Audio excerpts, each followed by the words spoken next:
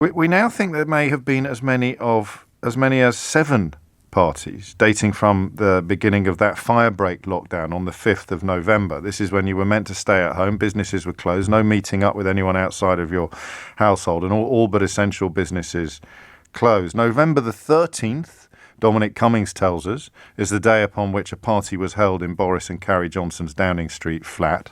This, of course, was the day that Dominic Cummings left Downing Street, and it is reported that Carrie Symonds, the Prime Minister's current wife, there was no love lost between her and Dominic Cummings. Separately that evening, there was a leaving speech for one of Cummings's henchmen, a chap called Lee Kane, which it has been reported Boris Johnson gave a leaving speech at. So that's 2 parties for the price of 1 on November the 13th. Fast forward a fortnight, and an aide called Cleo Watson, she had a leaving do. Again, it is reported that Boris Johnson popped in and said a few words. Boris Johnson's chief of staff, Ed Lister, was there, and it is reported in the Guardian newspaper. Although I would add, before you fall into the trap of go, oh my God, it's the Guardian, bloody lefties, can't believe a word they say. The Telegraph has 3 bylines on a story reporting that about 30 aides were present, including Johnson's chief of staff, Ed Lister. And Johnson, in his speech, reportedly remarked on how full the room was. Downing Street's response was some number 10 staff briefly said goodbye and thanked a colleague on the day she left. There was not a party. COVID rules were followed at all times. This from the people that brought you Barnard Castle is probably how it would be phrased were we describing a Hollywood film. This from the people that brought you Barnard Castle. We moved to the 2nd of December when the Tier 2 restrictions were in place. That's when, you'll remember, Scotch eggs made a brief appearance in the news. Social mixing outside of households or support bubbles was banned indoors, and if you were mixing outdoors, the rule of 6 applied. On December the 10th, there's a party at the Department for Education, presided over by the then Education Secretary, Gavin Russia should go away and shut up Williamson, and his permanent secretary, someone called Susan Ackland Hood. This has been revealed in the Daily Mirror. We were currently in Tier 2, which meant you were banned from social mixing indoors. The Department of Education have now fessed up to the event and admitted that it shouldn't have taken place. Gavin Williamson, of course, has already been defenestrated from the Department of Education, so quite whose head would roll for that illegal party, or ostensibly illegal party, is a question for the ages. December the 14th, we move forward to the claim that a party was held at Conservative campaign headquarters with the Tory London mayoral candidate, Sean Bailey, remember him, and at least 24 party aides and volunteers. There were, it is reported by Rupert Murdoch's Times newspaper, and I mentioned Mr. Murdoch because he, of course, did more to put Boris Johnson in Downing Street than any other media mogul in the world. Rupert Murdoch's Times newspaper reports that it was a raucous bash with lots of booze, Christmas hats and dancing late into the night. I'm going to let you into a little secret from my own past.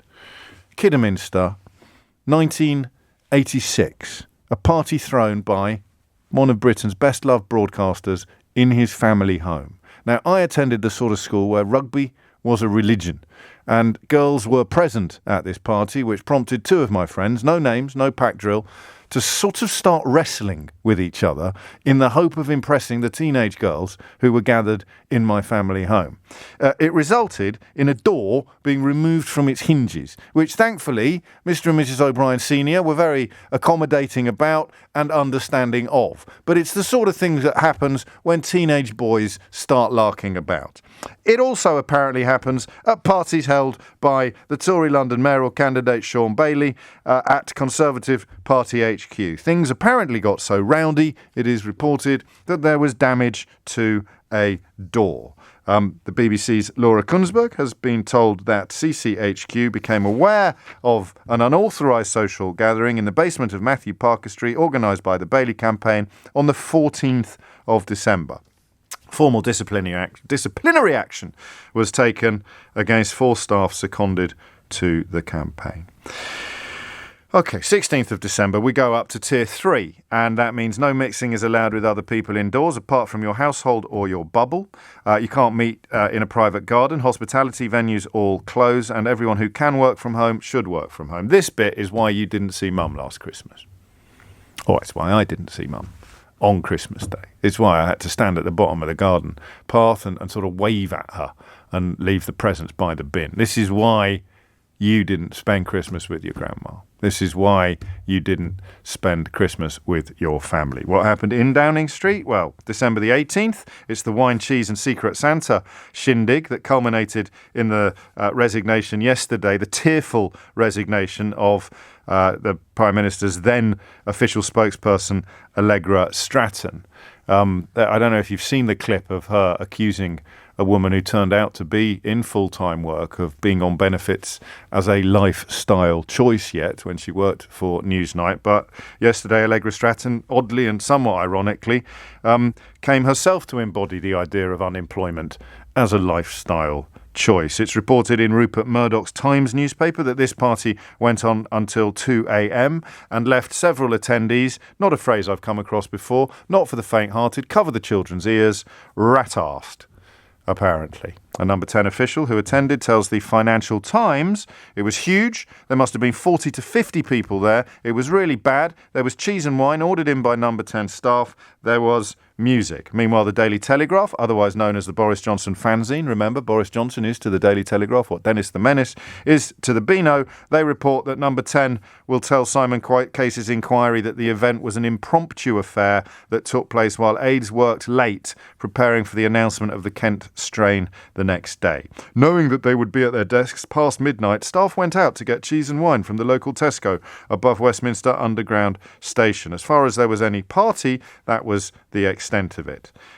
Quite how you arrange a secret Santa, which is when people buy presents anonymously for their colleagues, which are then hilariously shared out on the day of the party, if the party wasn't planned, is, again, a question for the ages. It's not yet known whether Simon Case, who will investigate whether or not there was a party, attended the party that he is now charged with investigating the putative existence of.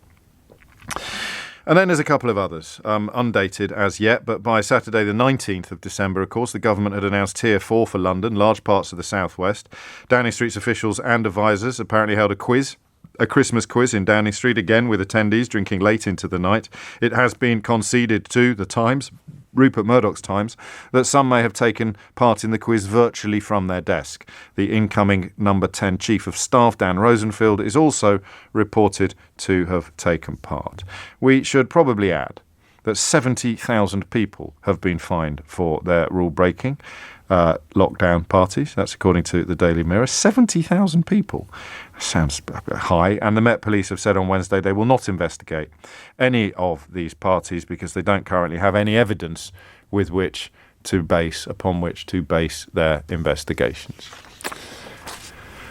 Sorry, that took a little bit longer than I was expecting. It's 18 minutes after 10. I think I've finished, although who knows, by the time we come back from this commercial break, there might be evidence of 5 more rule-breaking parties that the people ostensibly in charge of you and me decided that they were allowed to have while we weren't. And I'm going to open up the phone lines now. Might need a little bit more from me before we can focus like a laser upon a question, but I don't know that it will. I don't really want to hear how cross you are. I'm desperate to hear from people who want to defend it. I'm genuinely desperate to hear from people who want to defend it because I'm fascinated to know what your mind is doing this morning. But let's do the how of it. How do you think this happened? Talk to me about culture. Talk to me about politics. Talk to me about exceptionalism or about arrogance, whatever it is. How could these people have sat in the heart of power? How could the people presiding over the rules that the entire nation have to follow, how could they have concluded, either consciously or subconsciously, that the rules don't apply to them? Because I'll tell you who I'm reminded of this morning. I'm reminded of a hotelier from America called Leona Hemsley, who got into a huge heap of trouble when I was a kid over tax evasion. And she said something, I think even in court. She said, taxes are for the little people. And all I've got at the moment, when I look at these clowns, all I've got is that they think, largely by a process of behavioural osmosis, coming down from people like Boris Johnson and Jacob Rees-Mogg and the rest of them, they think that the rules are for the little people. And that's why they didn't have to obey them.